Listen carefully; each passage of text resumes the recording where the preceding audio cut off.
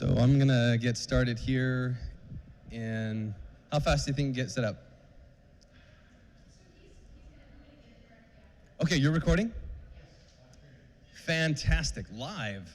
Oh, crap. Hey guys. Good morning. Aloha. I'm not from Hawaii or anything. I just love that. I love what they do. Oh no, here's what we do, right? The stars at night are big and bright. I love that. That's so awesome. I am a Texas transplant, so that is super, super awesome. I moved here from North Idaho. I'm from the Northwest, so I'm a Yankee, I guess, by Texan standards. But I'm really excited to be here today and to share this talk with you guys. This is the first time I've given this talk, so I'd appreciate any notes and feedback when I crash and burn. Tell me where I went wrong and how I can improve. I would really appreciate that. So you're kind of my guinea pig crowd for this talk. Today, as you may have noticed, the thing, your title isn't really up there, the thing in your thing, but the thing is the thing, so don't worry about it. It's the same talk. We're going to talk about how to hire a great UX designer. And you'll see why I call it the Triforce of UX here in a little bit. But first you're wondering, who the heck is this guy? So I'm Brandon. I'm an experienced designer. I love media of all kinds. Books, music, theater, art, games, architecture, design, pretty much anything. I hate country, sorry. It's just, I never really got into it. But I love Conway Twitty, Kenny Rogers, where they tell stories, you know, like my 80-year-old mom listened to when I grew up. I like that kind of stuff. So there's that. But I do love a lot of stuff. I'm a huge sci-fi nerd. I'm a 17 veteran of marriage, so I got that going for me. My wife proposed to me after our third date, so that was pretty awesome. We've never had a fight in 17 years. That's one thing I'm very proud of. I've made a lot of mistakes, but my wife and I are pretty awesome, I think. I love projects that improve customers' happiness and success by discovering and addressing their needs and pain points. I've been doing this for about 16 years. I am bald, but it's okay. I practice Kung Fu. I'm a cat person. If you work with me, you'll discover that everything reminds me of a movie, a TV show, or a song, or a meme, and those songs will promptly get posted to Slack. What else we got going on here? Yes, I'm a cat person. I love pop culture, and I am a creative director for Precocity up in Plano. So that's a little bit, or a lot of bit, about me. So the preface. So a little while ago, I was at Improving Enterprises, so up until last January. So you guys may know them. And I was working with a fantastic client, but I got an amazing chance and opportunity to go to Precocity, and so I went ahead and took it. But in leaving my client, we had a fantastic relationship, and my client said, hey, I want to replace you with someone just like you. How do I do that, right? How do I get that person? And he said, what are the 3 questions? Just give me 3 questions, or the 3 things I need to look for in this client, in this new designer that I'm gonna hire. And so he said, what 3 skills would you place as most important, and how would you phrase some questions to figure out what those 3 things are? So what good nerd, worth their salt, can be asked to put together a list of 3 things without thinking about the Triforce, right? So this talk, this series of blog posts that I had was born. So the Triforce is one of the most iconic symbols in video game lore. In Nintendo's The Legend of Zelda, it's an omnipotent sacred relic. So there's a lot of people in here who may not know what Triforce is. And it represents, there are 3 pieces and they represent the Triforce. Each individual thing is called a Triforce in its own right. In Zelda, they represent power, wisdom, and courage. For my part, the Triforce of UX is empathy, curiosity, and humility. So the TLDR of this entire talk, those are the 3 things to look for: empathy, curiosity, and humility. So, as we begin, as always, it is dangerous to go alone, so take this. We're gonna start with the Triforce of empathy. So, in Zelda, your health is measured how?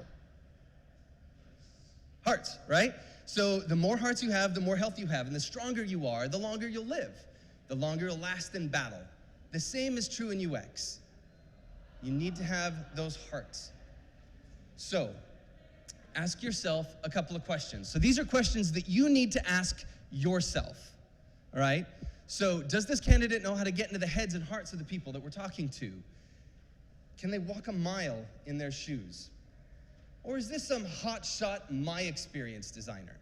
You guys know what a MyX designer is, right? UX is a user experience designer.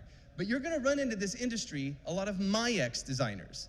These are people who say, my experience will dictate how this application is designed. My experience is gonna dictate how we design it and what the users think. I'm right, the user's wrong. They're gonna go atop Mount Sinai, and they're gonna come down from that mountain with the stone mock-ups from on high, and they're gonna deliver the greatest UX you've ever seen, okay? This is a MyX designer. You don't want this designer. You need to be really careful because they're all about themselves. What we do as UX designers is we get in the heads of others. And someone whose ego is just a little bit too big for the room has a great deal of difficulty understanding or even caring about the needs of the people they're designing the software for. UX at its heart, okay, is empathy, right? It's not just for the users, because the best designers are negotiators, mediators, and bridge builders, right? UX designer, you're the hub of the wheel of your product team. Your stakeholders talk to the UX, your POs talk to UX, your architects and devs talk to UX, users talk to UX. Everybody talks to UX. Everybody works with this person or people, this team, right? In office space, right? They're the people. I talk to the so-and-so, so so-and-so doesn't have to. And if that person is all about themselves and not worried about the spokes that connect them to the rest of the team, you're gonna have problems. UX designers bind in the disparate parts into a functional whole, okay, with a centered and unified focus. They don't make enemies, they make allies.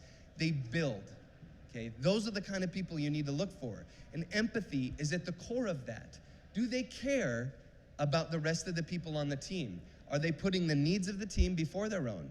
Because at the end of the day, a UX designer is a facilitator, okay? They're not coming up with all sorts of wonderful ideas from this hole they sit in up atop Mount Sinai. They're gathering in data from all over the place, out of people. They're sucking thoughts and feelings and goals and desires out of the business team and the dev team and the users to try to come to a cohesive experience. So when designing solutions, the best UX designers, they're gonna be juggling all of this research, all of these notes, and they're gonna try to come up with a solution that fits the customer first and then the others accordingly. So these are the 3 questions that you need to ask to discover if this candidate has empathy. First, what is your primary goal as a UX designer? What do you want to do here? After all the chit-chat, ice-breaking, and weather talk, open with this. We want to discover if this candidate's mental model of UX aligns with yours and your team's. Their answer to this question and how quickly they respond could help save both of you an hour wasted, right? Or worse, months and years of a hire. If you don't sync up here, there's not much reason to continue the conversation, right? So this is straight out of the gate. What do you want to do here, all right? The answer that I look for is I want to make people rock stars. Okay, you're going to notice a theme with my slides. I tried to pick the most egregious, most outlandish, nasty stock photos you could find. This is kind of the antithetical slide deck of a designer. So that was my Google search for rock star user, right? So take with that what you will. But that's what we do here. You've got a product, you want people to use it. People want to use your product when they feel awesome using it, when they feel great, when it makes them feel like they've accomplished something, like it makes them feel, if it's part of their job, make them rock stars at their job. Hey, Johnson, did you get those reports for me? Well, of course I did. They were in your inbox yesterday because I did all this footwork in this awesome app that I use, and it made my job easy, and now you already have all the things you need to do your job. Well, Johnson, you're amazing. Thank you, right? That's what we're looking for. And Johnson knows it wasn't me. It was this because I have this awesome piece of software that allowed me to be great at what I do. So then you want to look for the list order they rank the things that they want to do as they sift through the responses. So they may have never voiced this kind of thing verbally, so give them a chance, right? Interviewing's hard, but they might first mention stuff, stream of consciousness, and then say, okay, you listed these 4 or 5 things. Would you list those for me in rank and file? So the things that I look for in terms of importance, they need to first focus on end users. That's what they need to care about most. They need to be Tron. They need to fight for the user. User experience design, okay? It's not the CEO, it's not the business stakeholder, it's not the developers, it's the user. That needs to be their North Star. Next, do they care about shipping the product the client or business actually wants? We still have people that write checks. We have people that have goals. They want to make money. They want to build a business. They want to do lots of things. They're called stakeholders for a reason. They have stake in the game. They have skin in the game, probably more so than the user at the beginning. So you need to care about them as well. But in my opinion, user comes first. Can they speak to helping the business steer clear of pitfalls and mistakes, using their expertise and position to guide the business to the best possible version of that business vision? And thirdly, sorry, my slides aren't building well. So users, you got the sort of users, you got the sort of business, right? And then lastly, you've got the sort of technology. Okay, last but never least, do they care about the humans that are actually gonna build this? How many of my people in here are developers, architects? Do you guys feel like you guys are given a top-tier experience when building a product, or do you feel like you're at the bottom of the hill where all the crap rolls down and lands on you? In the middle? At the top? Cool, where do you work? What? Awesome, that's fantastic, right? How many of you have worked at places where you were at the bottom of the hill and everything rained down on you, right? I came to Dallas because a team of developers threatened to quit the entire team if they didn't hire a UX designer to help rein in the design process. It was an agency who forgot that their end product was software and not a poster. And so at the end of a 2-month cycle, the developers were given a week and a half to build a responsive website of this thing that they hadn't seen until a couple of hours ago. And oh, by the way, so sorry about those 80-hour weeks you're about to have, and then ship us up our product, right? You have to realize there are people that are actually gonna build this. Do they care that you're gonna spend time away from your families sinking your heart and soul into the code of this thing? The designers need to care about that. If they don't consider users and business and technology, you don't want that person. They're not looking at the big picture. What a UX designer should do is take all of those and fuse them together and become the hub. So see how my 3 swords became a hub of a cool wheel? That's designing. So, never be anxious to volunteer other people's time. Empathy, guys, empathy. Okay, question number 2. Tell me about your user research techniques and methodologies. Here's where we're starting to get into soft skills. Can they talk to other people? Are they meek as a mouse? Is she a blustering blackguard? Right? Neither is optimal. Even if you have separated your UX research role from your UX design role, which is very common, they still need to have a broad overlap of skills, and a lot of this is soft skills. The very conversation you're currently having with this candidate will help you suss out much of their natural biases and abilities. But to be a good researcher, they also have to have a conscious and purposeful method. Because you're gonna send these people out to clients or to users. You're gonna put them at Starbucks in front of a million strangers and have them showcase your app to people who've never seen it before. Who do you want doing that? You want, Newman from Seinfeld, or who's the guy from Office Space? Milton, right? Okay, so, man, do you want that guy as your UX designer? No. He might be a great researcher of some kind, he might be a great designer, but you don't want him in front of people. It's just not gonna work. They have to be people. And good people are empathetic, right? So talk about the things. When do they do their research? Why do they do it? Can they talk to people? Can they help customers talk about themselves? One of the hardest things of my job as a designer is to sit down with somebody and get them to talk out loud, stream of consciousness. Because a lot of these people, they've never done it, they don't know what to do, and they're afraid to hurt your feelings. You have to be able to set a stage where people can talk freely about stuff that you made and tell you that it sucks really bad, and then they have to not care. That's the person you're looking for. Question number 3 for empathy. Who has final say in what a UI looks like and why? This is a big one, and it can be difficult. My answer to this question has cost me at least one job. They asked me this question, I answered, and they told me I was wrong, I defended it, and I didn't get that job. In the end, it's a really good thing because it would have been awful, right? It would have been a horrible experience for both of us. But fair warning, my answer to this question, there are monsters here. In my not so humble opinion, the answer to this question, who is in charge of what the UI looks like and why, is the developer. My friend, Tim Rayburn, .NET developer, and he's an architect, developer extraordinaire, said, decisions are made by those who show up.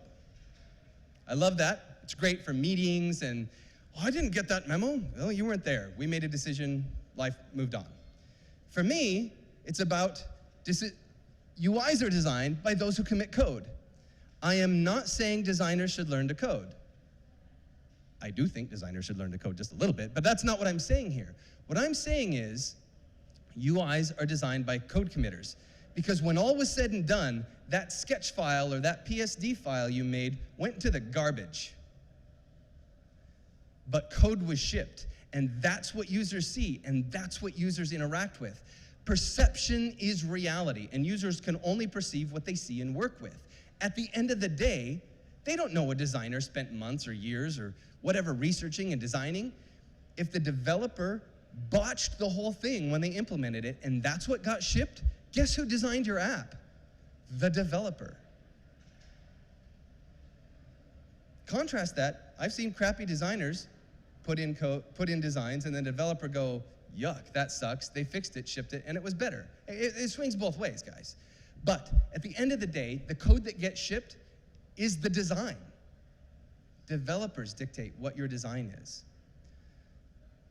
We make suggestions. Developers, they do it. And when a designer builds a relationship of trust and accountability with those developers, everyone's jobs become exponentially easier and better. Why? Because so much of what a designer does is consensus building and human coordination. Do you sense a theme here? Empathy, right? It's vital that the UX designer, the hub of all these human interactions, recognize where their true power lies, okay? Another thing Tim likes to say, the PSD is a lie. It is. Your mock-up is a lie. It's not real. It's not real data, it's not real users, it's not real stuff. Until a coder sits down and attaches it to a database and gets live data dynamically streaming in, it's a lie. You don't know what that thing looks like. But Brandon, you say, we have peer reviews and QA and UAT and checkpoints and sprint reviews, all of that to ensure that the developer actually built what got designed. And that's great. If you can do that, keep it going. But self-managing and self-correcting teams, which is the core of agile development, should create processes and checks and balances that work for them, right? So I prefer to trust my team and execute well, and then look to me for confirmation rather than approval. Hey, Brandon, I built this. Does this look right? Yeah, looks great. Hey, Brandon, I built this. Does this look right? No. Why? Well, because I changed it. Okay, why? Well, let me tell you why. I love this quote. You can't read it. Present a good team with problems and they'll thrive on finding solutions. Ask them to implement your solution and they will only find problems. Some might say that stakeholders and CEOs and POs and UI look and feel they own that because they write the checks. I've actually heard people say those developers better build what got designed or they won't have a job. Who wants to work for that person? Who wants to work there?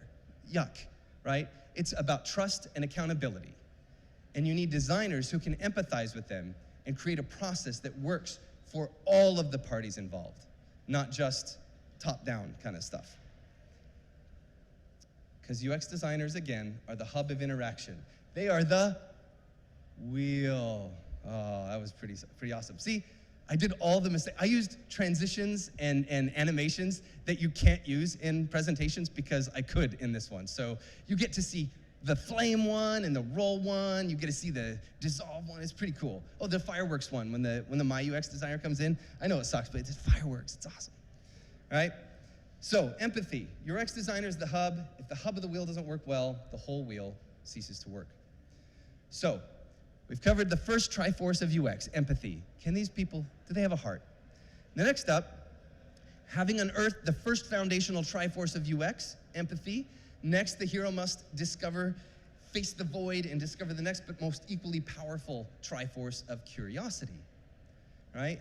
In The Legend of Zelda, you begin with very little things. You acquire new relics and tools and weapons, and as you seek and discover hidden treasures, you learn new things, right? It's like a cheap box of crappy chocolates. You never know what you're gonna get until you bite in it, and you go, yuck, and you throw it in the garbage, right? That's what gameplay and a lot of UX research is like. Much like attending a talk that you're not quite sure what's gonna happen, so then you walk out because why would I wanna be here? So, but that's okay. I empathize with him. I've been there.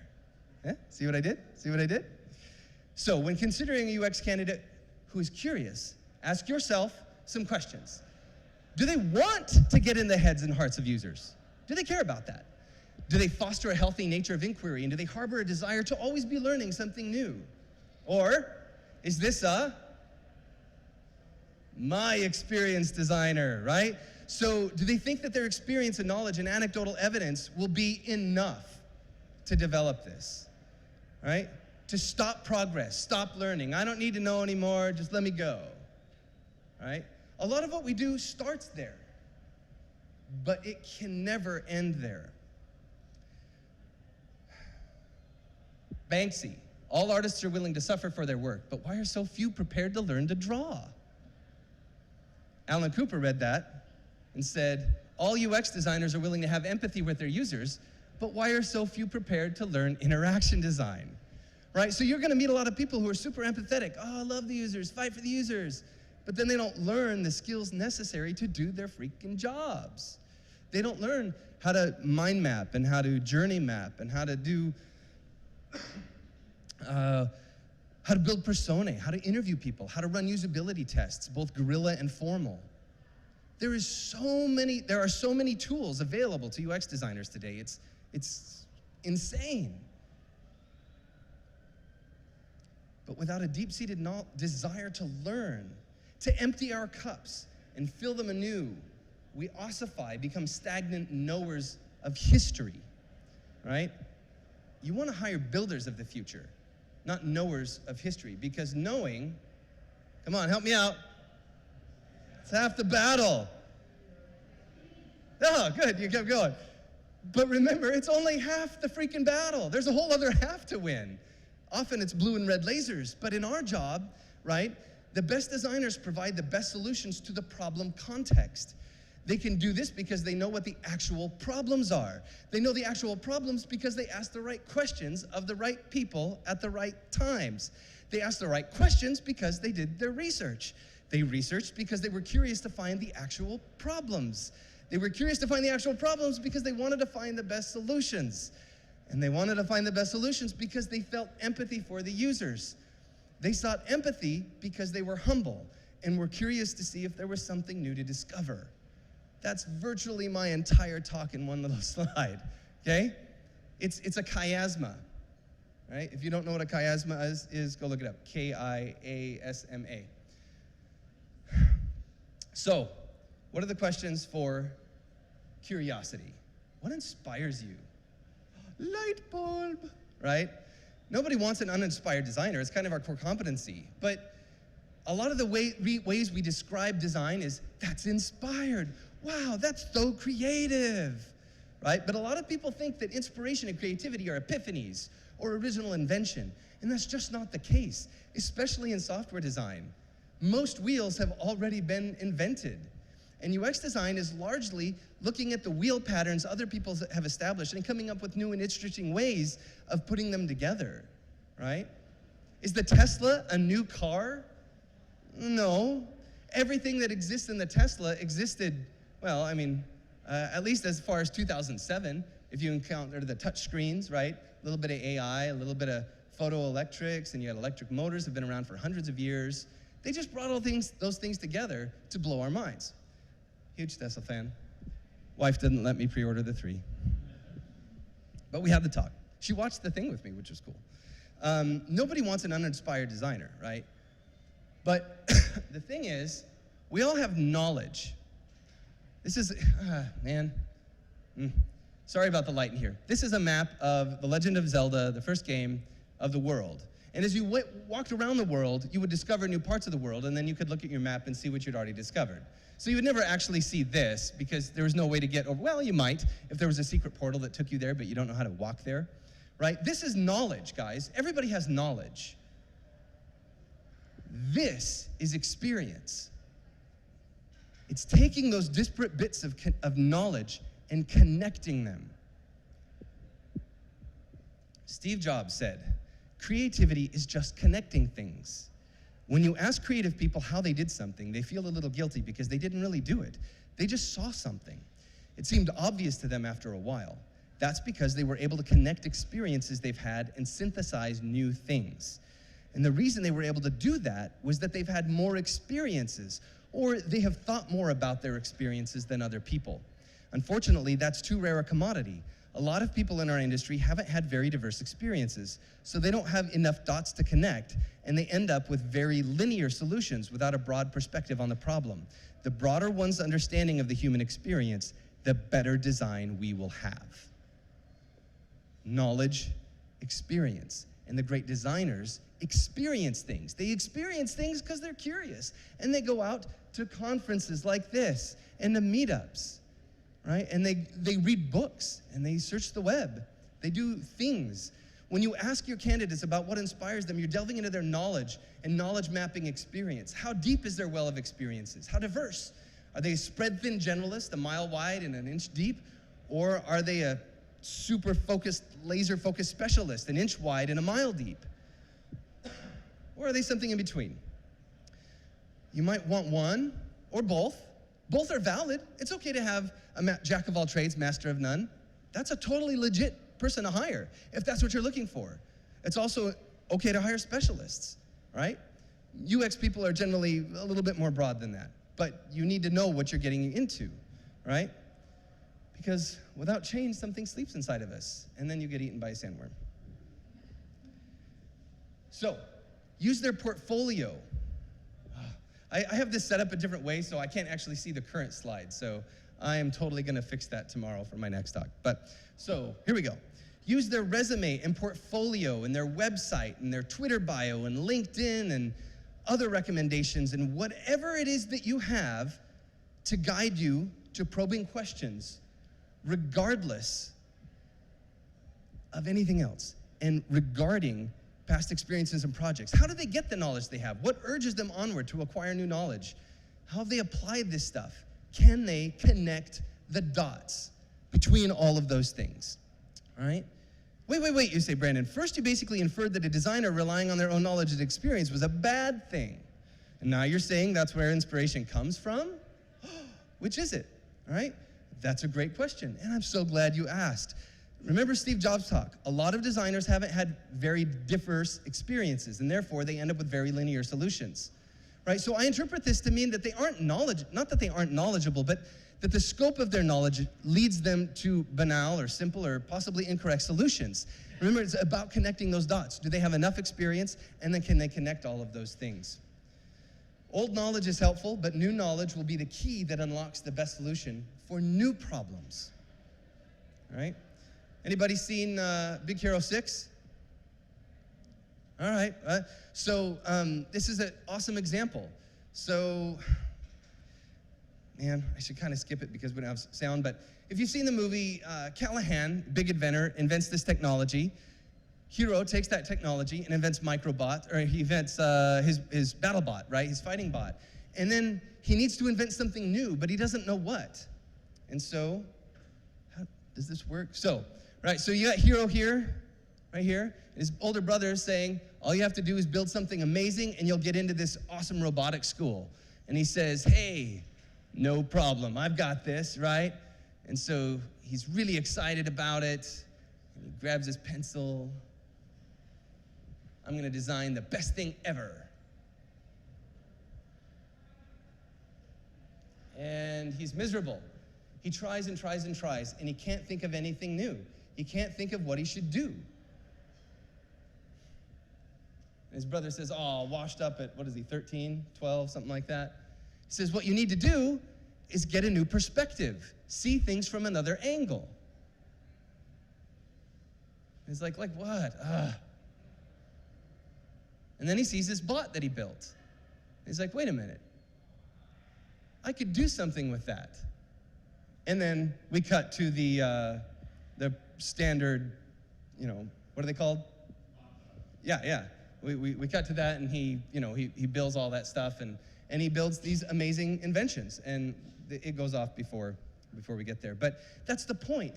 We have lots of experiences, and sometimes the best designs and the best inspiration comes from using that knowledge to build something new from it. So depending on where your company is based geographically and the candidate's personality type, they may have only interacted with other UX designers via books or forums or websites, and that's okay. What you're trying to determine is if this candidate operates in a vacuum or if they seek new learning, right? So are they involved? Do they do things? UX has been around a really, really long time, okay? One day, I got a phone call. It was much on a phone like this. No, it wasn't that long ago. But this recruiter said, hey, you'd be perfect for a UX role. And I said, awesome, what's UX? And she said, well, that's what you do. And I said, it is? And she said, absolutely. She had looked at my resume, found it, and determined that I was a UX designer. So I said, okay. So I learned a little bit about what it was. I called the startup, got the job, became a UX designer, because apparently it's what I was already doing. But now there's a legit practice to what I'd been doing. I'd just been kind of winging it, thinking I'd been inventing things all this time. Lo and behold, I'd been around for years. So then I started reading books. I got The Inmates Are Running the Asylum, About Face, The Design of Everyday Things, Don't Make Me Think, Rocket Surgery Made Easy. I read them all. And all of a sudden, a whole new world opened up to me. New tools, new methods, right? New things that I'd never thought of before. These books and many more are only one way to be involved. So remember, it doesn't take a certain personality type to be a UX designer. They don't have to speak at conferences, go to conferences. There's a lot of ways to be curious. There are a lot of ways to learn new things. So how are they getting involved? Secondly, do they have mentors? Does the candidate have one? Do they have more than one? Who are they, and how often do they meet? We need to meet more. My mentor just walked in. It was a pretty opportune time. But we really need to meet more.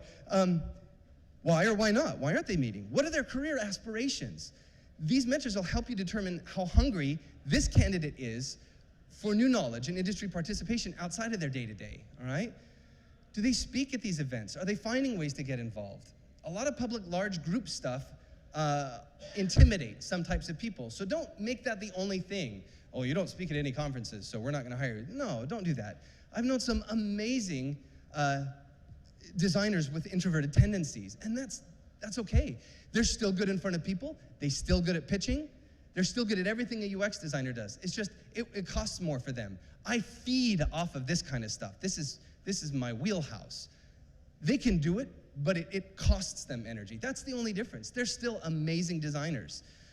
Doesn't matter what their personality type is. Your end game is to discern how and when they learn, or if they seek learning and growth at all. And the third question is, when was the last time you learned something new? What was it and who taught you? How did it change you? Are they constantly learning? Are they constantly growing? That's what's important. Okay? Did they read something this morning that got them thinking about something at work in a new way?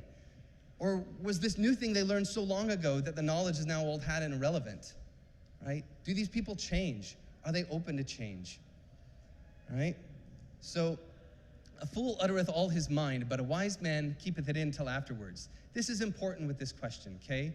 You need to give them a few minutes to formulate a response.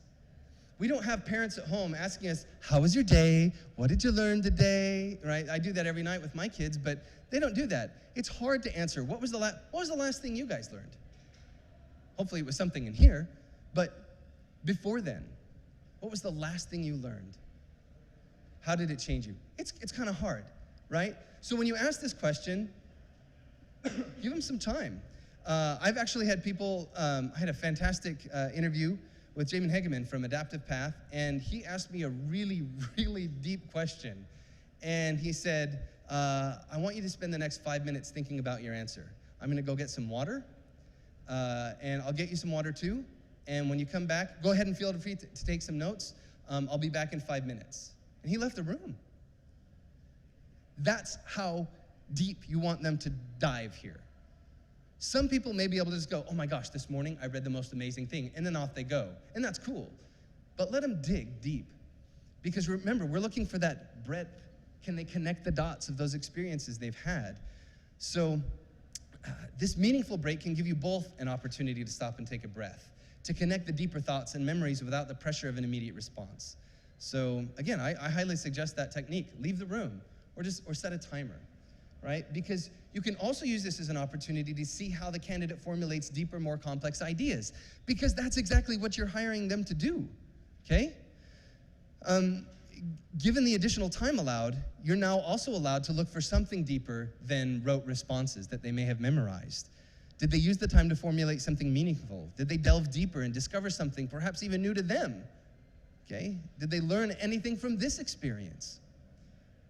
And that is the Triforce of curiosity.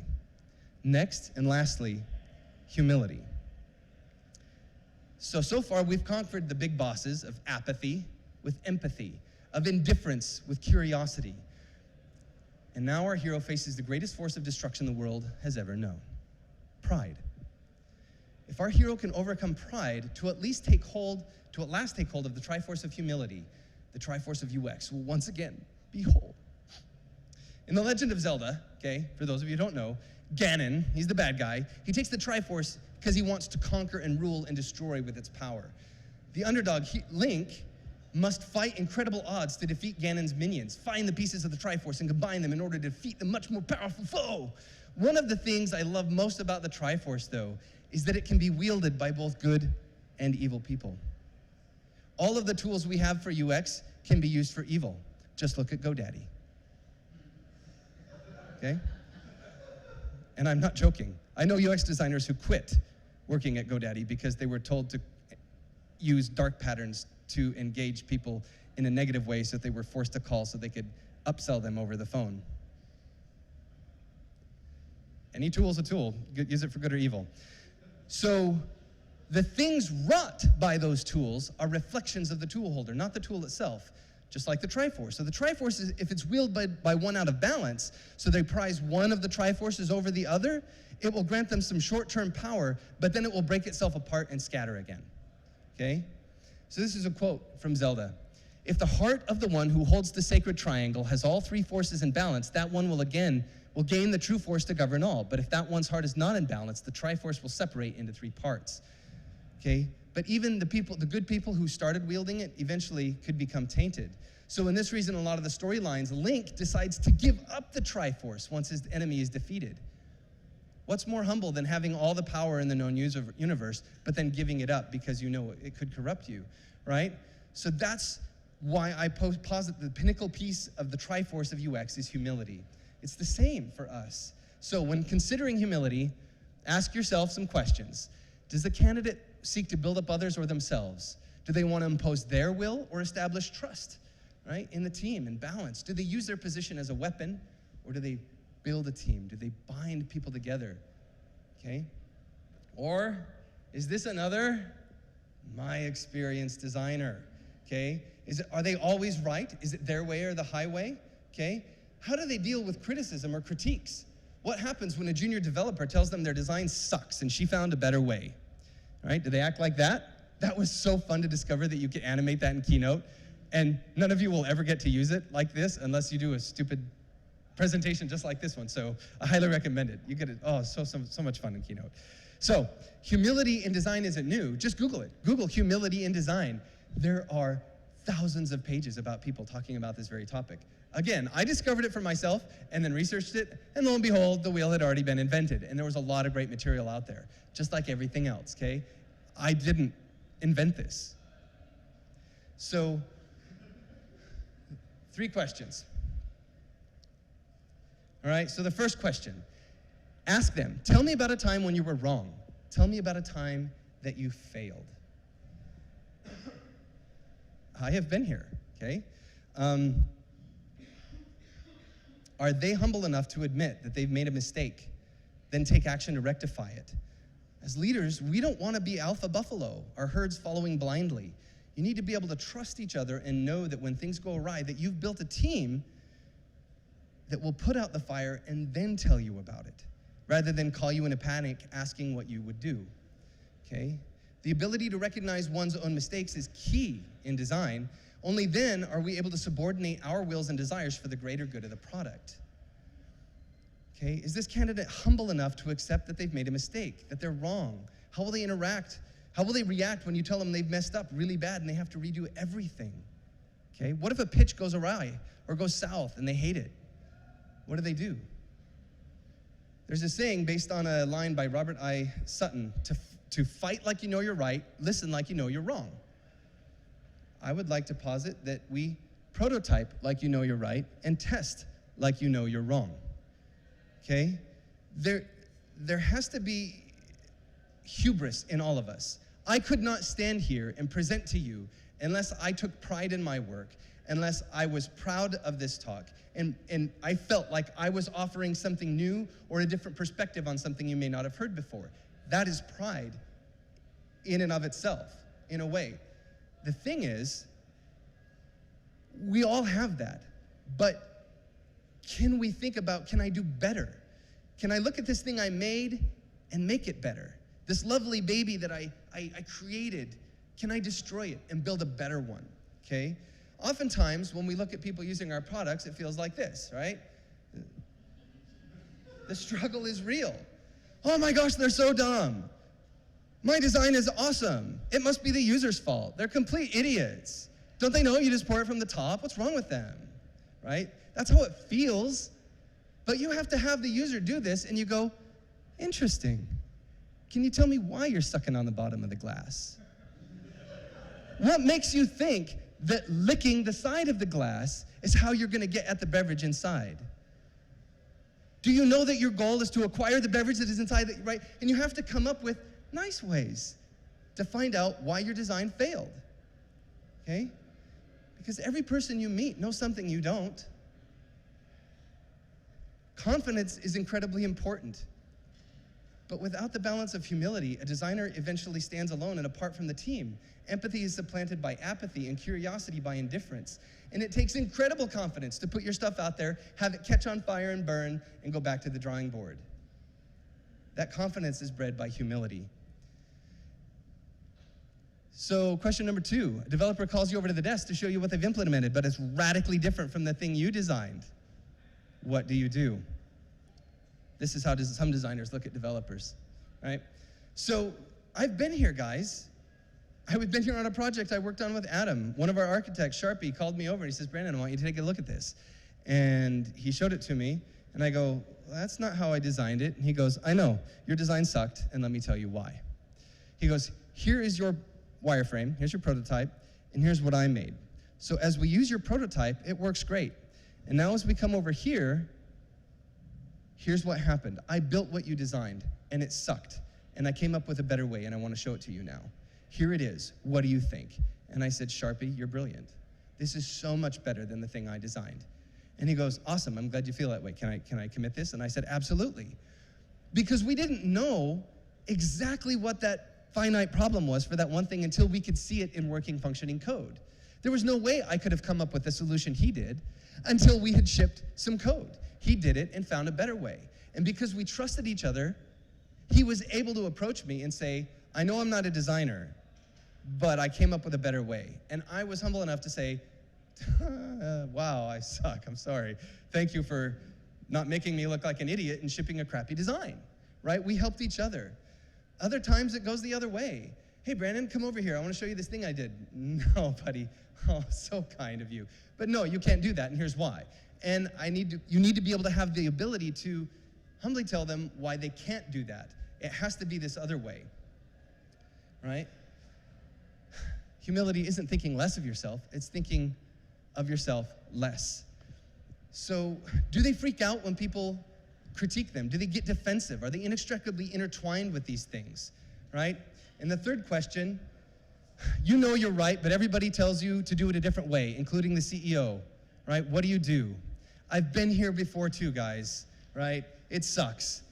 We had a product, they wanted it done a certain way, I didn't want it done that way, and I fought, and it shipped that way anyway, and they were right. I was wrong, and I made $60,000 because I was wrong. I felt awful. I didn't know back then. I've been on the other side of things too. Same project I was working on with Adam here. I was right, and they were wrong. And I fought, and it just drove a wedge between us and me and the CEO.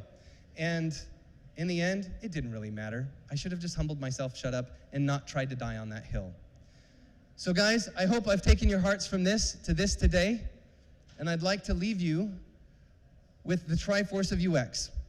Ed Catmull and Creativity Inc. said this: I believe the best designers acknowledge and make room for what they do not know, not just because humility is a virtue, but because until one adopts the mindset, the most striking breakthroughs cannot occur. I believe that designers must loosen the controls, not tighten them. They must accept risk. They must trust the people they work with and strive to clear the path for them. And always, they must pay attention to and engage with anything that creates fear. Moreover, successful designers embrace the reality that their models may be wrong or incomplete. Only when we admit we don't know can we ever hope to learn it. Thank you.